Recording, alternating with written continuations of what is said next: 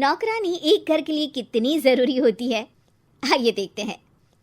अरे बहू, ये देख, सारा साबुन बर्तन में रह गया।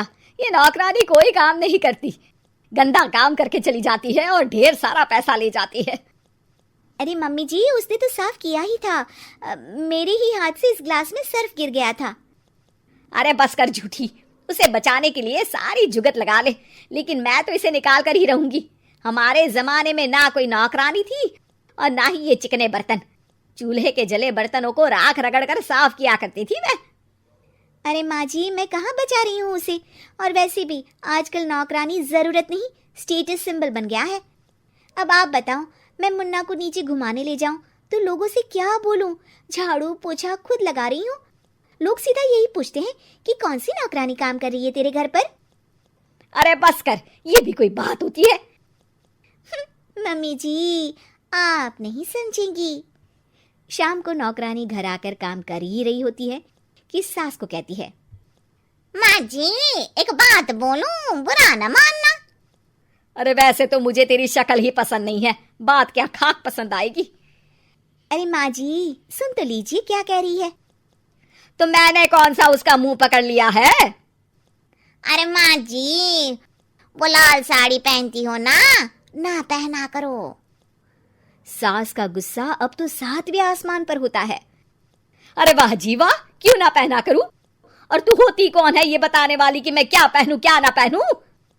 अरे माँ जी, पूरी बात तो सुन लो, वो बोलना क्या चाह रही है। अरे बुरा न मानो आंटी जी। अरे कौन है आंटी? अपनी उम्र देखी है तूने? 2-4 साल ही छोटी होगी मुझसे और मुझे आंटी बोल रही है। बहू सर पर हाथ रख लेती है। अरे अच्छी खासी उम्र दराज हो और आंटी ना बोलूं? मैं तुम्हारी बहू से भी 4 साल छोटी हूँ। क्यों दीदी? बोलती भी क्या, एक तरफ सास यानी पति की माँ, तो दूसरी तरफ नौकरानी जिसके बिना घर का काम नहीं चल सकता। वो दरअसल माँ जी की शादी में बहुत जल्दी हो गई थी ना। अच्छा ये झगड़ा छोड़ो, ये बताओ तुम माँ जी को लाल साड़ी पहनने से क्यों मना कर रही हो?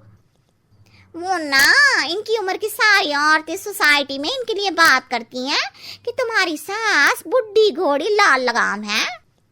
बहू को ये सुनकर गुस्सा आ जाता है। अरे वाह वाह, कौन बोलता है जी?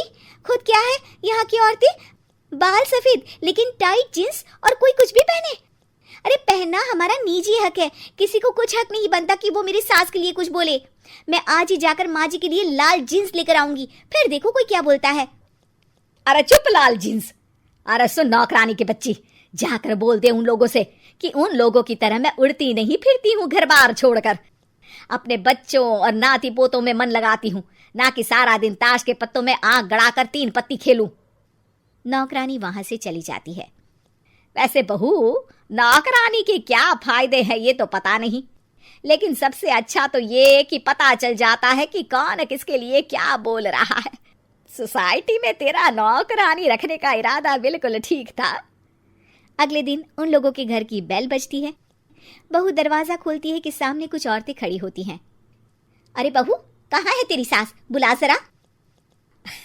अरे बहन जी, आप सारी एक साथ आइए आइए, कैसे आना हुआ? अरे 3 पत्ते खेलने आई हैं, क्यों खेलोगी?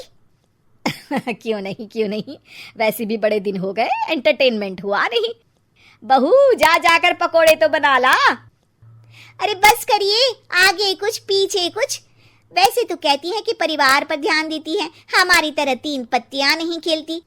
हमने कौन सा परिवार छोड़ दिया? सास सक पका जाती है।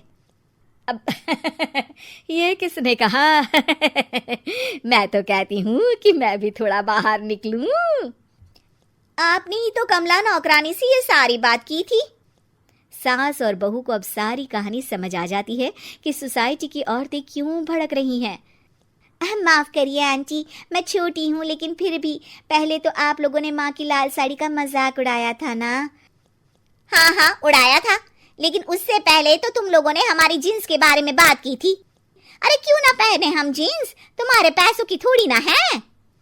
सास और बहू सर पकड़कर बैठ जाती है। देखा बहू, ये खेल कर गई तेरी नौकरानी। यहाँ की बात वहां तो वहां की बात यहाँ। दोनों किसी तरह औरतों को समझा बुझाकर घर भेजती है और कसम खाती है कि नौकरानी को नौकरानी ही रहने देंगी।